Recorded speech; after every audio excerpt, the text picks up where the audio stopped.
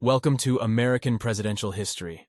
Dive into the captivating world of U.S. presidents through engaging stories that bring their lives, legacies, and the times they lived in vividly to life. Abraham Lincoln, the 16th President of the United States from 1861 to 1865. He was the first Republican president in U.S. history. Lincoln's presidency was dominated by the American Civil War, which began in 1861.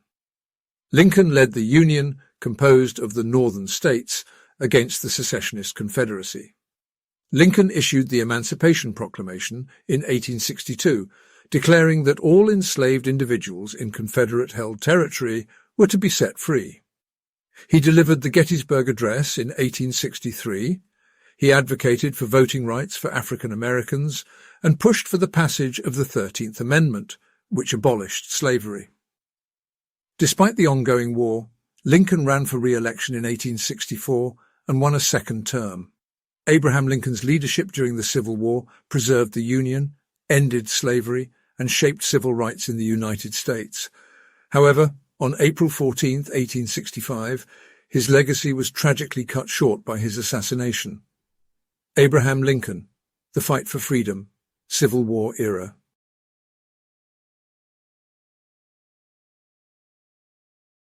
Andrew Johnson, the 17th President of the United States. Born in 1808 North Carolina, Johnson served as president from 1865 to 1869. Johnson became president after the assassination of Abraham Lincoln. He granted amnesty and pardons to many former Confederates, which drew criticism and accusations of being sympathetic to the Southern cause. Johnson favored a lenient approach to Reconstruction, which clashed with the Republican Congress, who sought harsher punishments for the South. Johnson vetoed the Civil Rights Act of 1866, but Congress overrode his veto, marking the first time that a presidential veto was overridden. Johnson was responsible for the purchase of Alaska from Russia in 1867, known as Seward's Folly. He was the first U.S. president to be impeached. The impeachment trial occurred in 1868. Although Johnson was not removed from office, his impeachment left a lasting impact during a difficult period in the aftermath of the Civil War. Andrew Johnson, The Impeachment Trial. Ulysses S. Grant, the 18th President of the United States, 1869 to 1877, graduated from the United States Military Academy at West Point in 1843 and served as a career military officer before entering politics. During the American Civil War, Grant rose to prominence as a Union general known for his leadership and strategic victories. He played a crucial role in the Union's victory over the Confederate States of America. Grant's most notable military achievement was his successful campaign to capture Vicksburg, Mississippi, in 1863. After the war, Grant served as commanding general of the United States Army. Grant's presidency was marked by efforts to reconstruct the South and protect the civil rights of newly freed slaves. He also supported the enforcement of voting rights for African Americans and signed the Enforcement Acts. He established the Yellowstone National Park as the first national park in the United States in 1872. Ulysses S. Grant, from Civil War general to commander-in-chief. Rutherford B. Hayes, the 19th President of the United States, 1877 to 1881. Hayes served as a Union Army officer during the American Civil War. The election of 1876 between Hayes and Democrat Samuel J. Tilden was one of the most disputed elections in U.S. history. The election results were complicated by allegations of voter fraud, violence, and voter suppression, particularly in the southern states. As part of the Compromise of 1877, which resolved the election dispute, Hayes agreed to withdraw federal troops from the southern states, effectively ending Reconstruction and allowing Southern Democrats to regain control. He signed the Bland-Allison Act, which provided for the coinage of silver, and vetoed the Chinese Exclusion Act, restricting Chinese immigration. He was an advocate for Native American rights and pushed for reforms in Indian policy during his presidency. Rutherford B. Hayes was the first president to use a telephone while in office. Rutherford B. Hayes, the controversial election. James Garfield, the 20th President of the United States, served in office for a brief 6.5 months, from March 4, 1881 until his unfortunate assassination on September 19, 1881. He was shot by Charles J. Guiteau. Garfield distinguished himself as a Union Army general during the American Civil War. He displayed a fervent commitment to civil rights, actively fighting against segregation. Garfield dedicated 18 years of service to the U.S. House of Representatives before assuming the presidency. Garfield exhibited strong advocacy for education reform and supported open immigration policies. Garfield held the distinction of being the last president to be born in a log cabin. To honor his memory, the USS Garfield, a United States Navy ship, was named after him. Additionally, the James Garfield Memorial Library was established in his honor, ensuring his legacy. James Garfield, The Assassination That Shattered a Nation. Chester A. Arthur became the 21st President of the United States 1881 to 1885. Arthur's presidency was unexpected following the assassination of President Garfield. Despite his political background, Arthur surprised many by advocating for civil service reform during his presidency.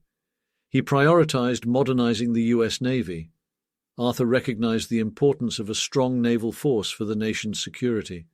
The Pendleton Act of 1883 aimed to ensure fair hiring and promotion, ending the spoils system, introducing merit-based federal employment. Under Arthur's administration, the Chinese Exclusion Act of 1882 restricted Chinese immigration to the U.S. for 10 years, marking the first federal law limiting immigration based on ethnicity. It prohibited Chinese laborers from entering the country. It remained in effect until 1943. The Chinese Exclusion Act stands as a somber reminder of the country's history of discriminatory immigration policies. Chester A. Arthur, Chinese Exclusion Act. Grover Cleveland served as both the 22nd and the 24th President of the United States. He was the only president to serve non-consecutive terms. His first term was from 1885 to 1889, and his second term was from 1893 to 1897.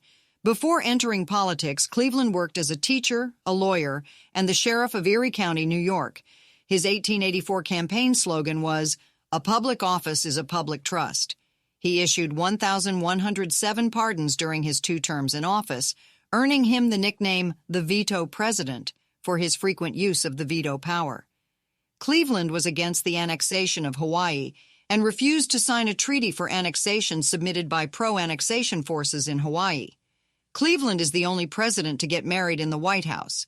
He married Frances Folsom, the youngest First Lady at the age of 21. Grover Cleveland is remembered for his dedication to fiscal conservatism, honesty, and resistance to unnecessary government intervention. Grover Cleveland, the Veto President. Benjamin Harrison, the 23rd President of the United States, served from 1889 to 1893. He came from a prominent political family, with his grandfather being William Henry Harrison. As a Republican, he won the 1888 election, defeating President Grover Cleveland. Harrison's notable accomplishments include signing the Sherman Antitrust Act in 1890, aimed at curbing monopolistic practices. 5 states joined the Union during his term: North Dakota, November 2, 1889, South Dakota, November 2, 1889, Montana, November 8, 1889, Washington, November 11, 1889, and Idaho, July 3, 1890, expanding the nation's influence westward. The Dawes Act of 1887 sought to assimilate Native Americans by dividing tribal lands. His presidency faced labor strikes, notably the 1892 Homestead and Pullman strikes, leading to federal intervention. Harrison also signed the first law providing funding for agricultural research. His presidency left a significant impact on the nation's growth. Benjamin Harrison, adding states to the nation. Grover Cleveland served as both the 22nd and the 24th President of the United States. He was the only president to serve non-consecutive terms. His first term was from 1885 to 1889, and his second term was from 1893 to 1897. Before entering politics, Cleveland worked as a teacher, a lawyer, and the sheriff of Erie County, New York. His 1884 campaign slogan was, "A public office is a public trust." He issued 1,107 pardons during his 2 terms in office, earning him the nickname the Veto President for his frequent use of the veto power. Cleveland was against the annexation of Hawaii and refused to sign a treaty for annexation submitted by pro-annexation forces in Hawaii. Cleveland is the only president to get married in the White House. He married Frances Folsom, the youngest First Lady at the age of 21. Grover Cleveland is remembered for his dedication to fiscal conservatism, honesty, and resistance to unnecessary government intervention. Grover Cleveland, the veto president. William McKinley served as the 25th President of the United States from March 4, 1897, until his assassination on September 14, 1901. He is known for his support of protective tariffs, particularly the McKinley Tariff Act of 1890. McKinley's administration oversaw the acquisition of territories like Puerto Rico, Guam, and the Philippines. He signed the Gold Standard Act of 1900, establishing gold as the only standard for redeeming paper money. He was re-elected to a second term in 1900. His administration focused on promoting American industry. McKinley's face was featured on the $500 bill, which was last printed in 1945. At the Pan American Exposition, McKinley was targeted by Leon Czolgosz, who carried out the act of shooting him. Despite all the medical efforts, he passed away 8 days later. The nation mourned the loss of its 25th president. The McKinley National Memorial in Canton, Ohio, honors his memory. William McKinley, Pan American assassination. Theodore Roosevelt, the 26th President of the United States, served from 1901 to 1909. With a commanding voice, he exemplified the daring and adventurous spirit of the Rough Riders, leading them to a resounding victory in the Spanish-American War. Roosevelt, as president, was an advocate for workers' rights and child labor laws. He championed fair business practices and pushed for the regulation of large corporations to prevent monopolies. He sent the Navy's Great White Fleet on a remarkable worldwide voyage, showcasing American naval strength. His administration oversaw the construction of the Panama Canal. Roosevelt administration created 5 national parks, 18 national monuments, and 150 national forests. In 1912, Roosevelt survived being shot in the chest. He continued delivering his speech with the bullet still lodged in his body. He went on to form the Bull Moose Party, a new political party advocating for progressive social and economic reforms. Theodore Roosevelt. The Bull Moose Party. William Howard Taft was the 27th President of the United States, serving from 1909 to 1913. Before entering politics, he excelled as a skilled lawyer and judge. Taft's presidency faced challenges in balancing the progressive and conservative wings of the Republican Party. His notable achievement was the introduction of dollar diplomacy, using the nation's economic might to foster stability abroad. Despite his earnest efforts, Taft's popularity within his party waned, leading to Theodore Roosevelt's challenge in the 1912 election. The ensuing Republican split allowed Woodrow Wilson to secure the presidency. Post-presidency, Taft became the sole former president to assume the role of Chief Justice of the Supreme Court, serving from 1921 to 1930. The 16th Amendment, ratified during his tenure, fundamentally changed the tax landscape, enabling the federal government to collect income taxes from individuals and businesses. William Howard Taft, the 16th Amendment.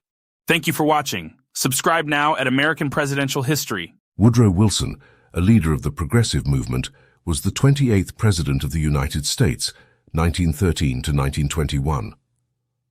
After a policy of neutrality at the outbreak of World War I, Wilson led America into war in order to make the world safe for democracy. Woodrow Wilson's victory in the election was largely influenced by the Republican vote split between Taft and Roosevelt. As the 28th President of the United States, he successfully guided the nation through World War I and championed the New Freedom Agenda. Among his notable achievements was the establishment of the Federal Reserve System in 1913, a decentralized banking system comprising 12 regional banks and a Federal Reserve Board. This move aimed to stabilize the U.S. economy and prevent financial crises. Additionally, Wilson signed the Clayton Antitrust Act into law in 1914, which bolstered existing antitrust laws and provided greater protection for workers' rights. In response to Germany's unrestricted submarine warfare, Wilson led the United States into World War I in 1917, asserting that America's involvement aimed to make the world safe for democracy. Warren G. Harding, served as the 29th President of the United States from March 4, 1921, until his untimely death on August 2, 1923. He was one of the most popular sitting presidents. Harding's campaign slogan for the 1920 presidential election was "Return to Normalcy," emphasizing his promise to bring stability and unity to the country after the turmoil of World War I. His presidency saw the enactment of the Fordney-McCumber Tariff Act, which raised tariffs, and the Emergency Quota Act, which restricted immigration. Harding signed the Washington Naval Conference treaties in 1921 to 1922, aiming to reduce the potential for conflicts between major world powers. He signed the Four-Power Treaty, which aimed to stabilize the Pacific region. Harding was known for his approachable and personable demeanor, making him one of the most popular presidents in his time, despite the later scandals. The Teapot Dome scandal, one of the biggest controversies of his administration, involved corrupt officials leasing federal oil reserves to private companies in exchange for bribes. Warren G. Harding, America's most popular president. Calvin Coolidge served as the 30th President of the United States from 1923 to 1929. He assumed office on August 2, 1923, following the death of President Harding. He completed the remainder of Harding's term and was then elected for a full term in 1924. Coolidge was the only U.S. president to be sworn into office by his father, a notary public. His presidency is often associated with a period of economic prosperity known as the Roaring Twenties. His policies favored limited government intervention in the economy, low taxes, and reduced federal spending, which contributed to economic growth during his time in office. In 1928, Coolidge's Secretary of State, Frank B. Kellogg, co-authored the Kellogg-Briand Pact, also known as the Pact of Paris. This agreement aimed to renounce war as an instrument of national policy and promote peaceful resolution of disputes between nations. Coolidge chose not to seek re-election, surprising many political observers. After leaving the White House, Coolidge published an autobiography titled The Autobiography of Calvin Coolidge in 1929. Calvin Coolidge's presidency was marked by economic prosperity and a hands-off approach to government. Despite his reserved demeanor, he left a lasting impact on the nation and its policies during a pivotal time in American history. Calvin Coolidge, Roaring Twenties. Herbert Hoover, the 31st President of the United States, served as president from 1929 to 1933. Hoover gained international recognition for his humanitarian efforts during World War I. He led the Commission for Relief in Belgium, which provided food to millions of starving people in war-torn Europe. Before entering politics, Hoover established himself as a successful mining engineer and businessman. His expertise in mining consultancy earned him the moniker the Great Engineer and paved the way for his later career in public service. Among his notable accomplishments, Hoover's crowning achievement was overseeing the construction of the Hoover Dam, originally known as the Boulder Dam. This monumental infrastructure project aimed to regulate floods, provide irrigation water, and generate electricity on a grand scale. The Great Depression left an indelible mark on the world economy, impacting nations far and wide. Tracing its origins back to the infamous 1929 stock market crash in the United States, this global phenomenon had far-reaching consequences. During Herbert Hoover's presidency, the nation faced dire circumstances, with the unemployment rate reaching an unprecedented peak of over 20% in the aftermath of the 1929 stock market crash. Even to this day, the Great Depression remains one of the most pivotal economic events in history. Its enduring influence continues to shape economic policies and practices, leaving a profound impact on the generations that followed. Franklin D. Roosevelt, the 32nd U.S. President, served as president from 1933 to 1945. Roosevelt holds a unique record as the only president to serve 4 consecutive terms, making him the longest-serving president in American history. His notable contribution was the New Deal, a program of economic reforms and social initiatives aimed at overcoming the Great Depression. Key components included the Civilian Conservation Corps and the Social Security Act. Struck by polio in 1921, Roosevelt battled disability, using fireside chats to connect directly with the public, addressing their concerns and explaining policies. During his presidency, the attack on Pearl Harbor on December 7, 1941, thrust the U.S. into World War II. Roosevelt played a crucial role in leading the nation through the war and forming the Allies' coalition, attending conferences like Tehran and Yalta. He adopted the Good Neighbor policy, fostering improved relations with Latin America. His 1937 court-packing plan, aimed at reshaping the Supreme Court to support the New Deal, faced opposition. In his famous speech in 1941, Roosevelt outlined the 4 freedoms that he believed all people deserved: freedom of speech, freedom of worship, freedom from want, and freedom from fear. Tragically, Roosevelt passed away on April 12, 1945, while still in office. Thank you for watching. Subscribe now at American Presidential History. Stay updated with the latest videos. Follow at American Presidential History for more content and shorts. Like, share, and support the channel's growth. Subscribe now. www.youtube.com, American Presidential History.